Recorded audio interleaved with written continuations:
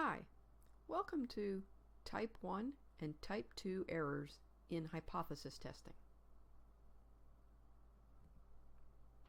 In this video, we'll define what are called Type 1 and Type 2 errors in hypothesis testing. In short, a Type 1 error is when you reject the null hypothesis even though it is true.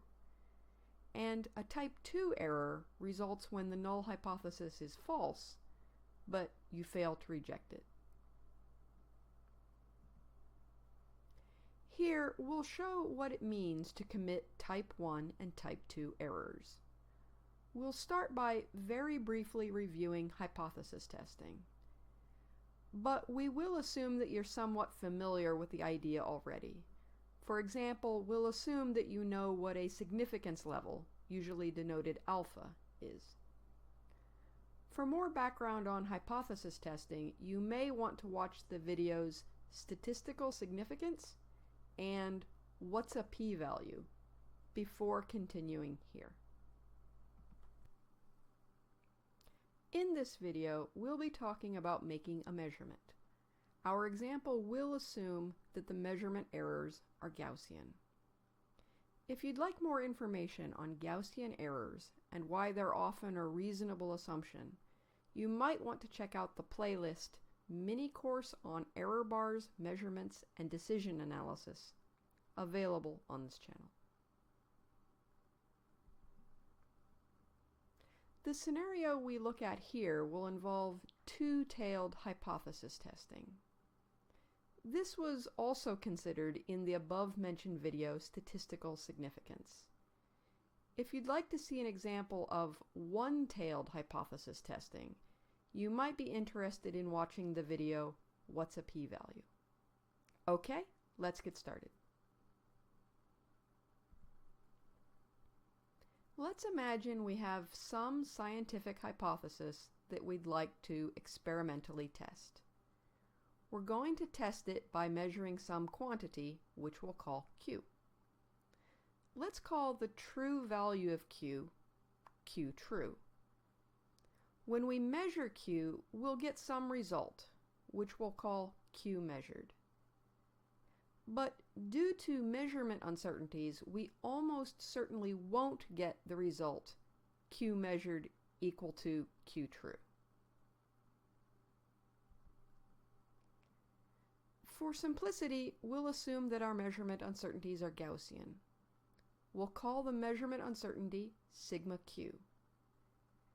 This means that if we did the experiment many times, the measured values Q measured would be Gaussian distributed around Q true, and the Gaussian would have a standard deviation of sigma Q. Here we show the probability density for Q measured. Most experiments would give results near Q true, but a few will be far away. In particular, Q measured would fall within the range from Q true minus sigma Q to Q true plus sigma Q in about 68% of the times we conduct the experiment. Q measured will fall within the range from Q true minus 2 sigma Q to Q true plus 2 sigma Q about 95% of the time.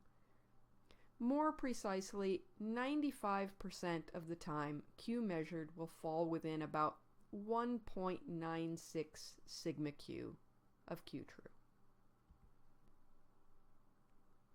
And Q measured will fall within the range from Q true minus 3 sigma Q to Q true plus 3 sigma Q about 99.7% of the time.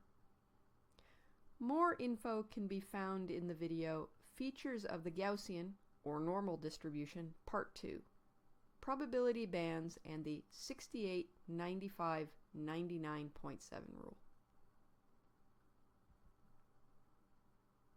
Okay, now let's define our null and alternative hypotheses.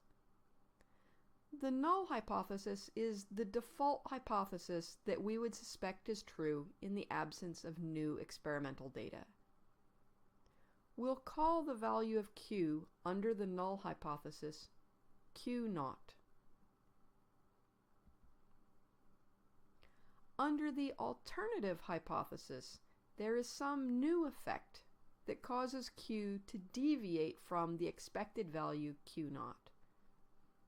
So under our alternative hypothesis, Q takes on some other value not equal to Q0.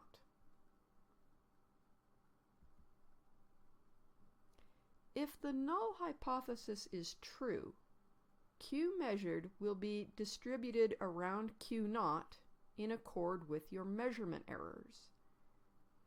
Now, before you do your actual experiment, you should ask yourself, how far will your experimental result Q measured have to be from the null hypothesis prediction Q0 for you to reject the null hypothesis? The answer to this question defines your significance level, alpha. The choice of alpha is up to the person performing the experiment and is a matter of judgment. This value that you choose for alpha determines under what circumstances you reject the null hypothesis. Let's imagine that you choose alpha equals 0.05. This means you've decided to reject the null hypothesis if Q measured falls further away from Q0 than 95% of experiments would under the null hypothesis.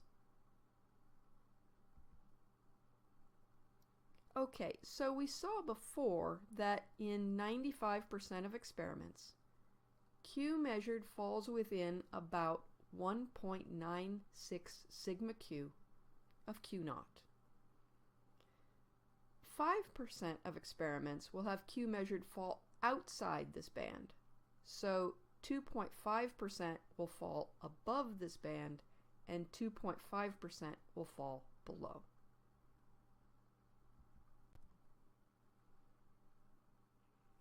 As you have chosen alpha equals 0.05, you will reject the null hypothesis if Q measured falls outside this blue band. So if Q measured falls more than 1.96 sigma Q away from Q0. Now let's imagine the following scenario. Let's imagine that the null hypothesis really is true. The true value of Q really is Q0. And let's imagine that you do your experiment and your measured value Q measured falls more than 1.96 sigma Q away from Q0. For example, let's say that Q measured fell just outside the blue band, say 2.5 sigma Q above Q0.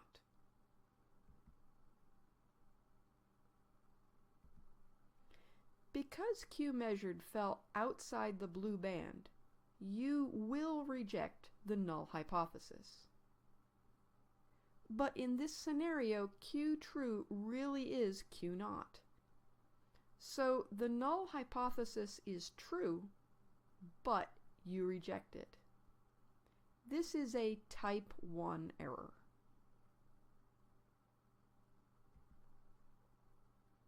Note that if the null hypothesis is true, the significance level alpha is the probability of committing a type 1 error and incorrectly rejecting the null hypothesis. Take, for example, the case above with alpha equal to 0.05.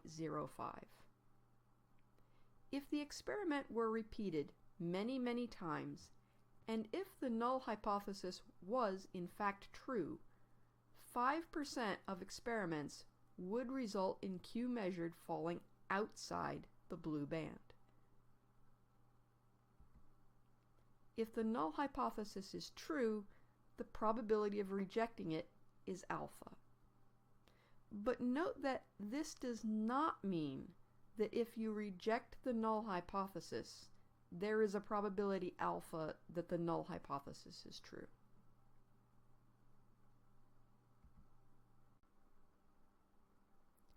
Now, let's look at a different scenario. Again, you choose alpha equals 0.05.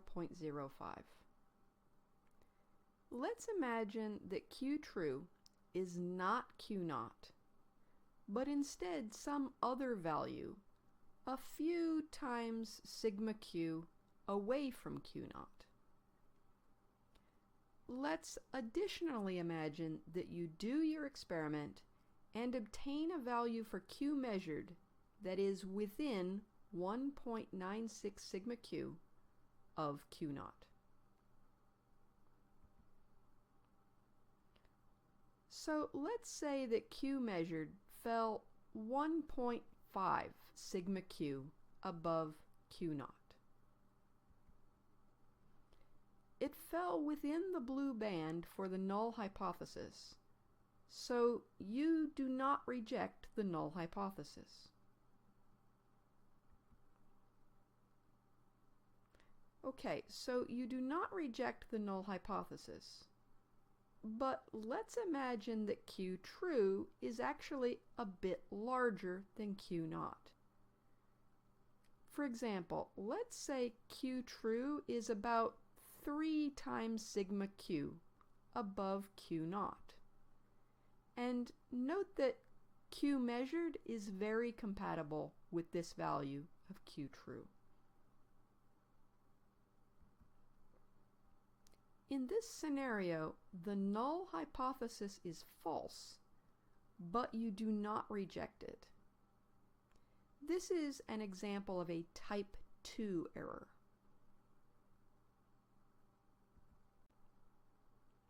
Now, we said earlier that the alternative hypothesis supposes the existence of some new effect not present under the null hypothesis. The measurement tests for the existence of this new effect. If the measurement implies the existence of this new effect, we would call that a positive. If the measurement does not imply the existence of this new effect, we would call that a negative. For example, a medical test may look for the existence of some disease in a patient. If the test indicates that they have the disease, we say the test comes back positive. If the test indicates they do not have the disease, we say it comes back negative. With this terminology, we can summarize the definitions of type 1 and type 2 errors. A type 1 error is a false positive, and a type 2 error is a false negative.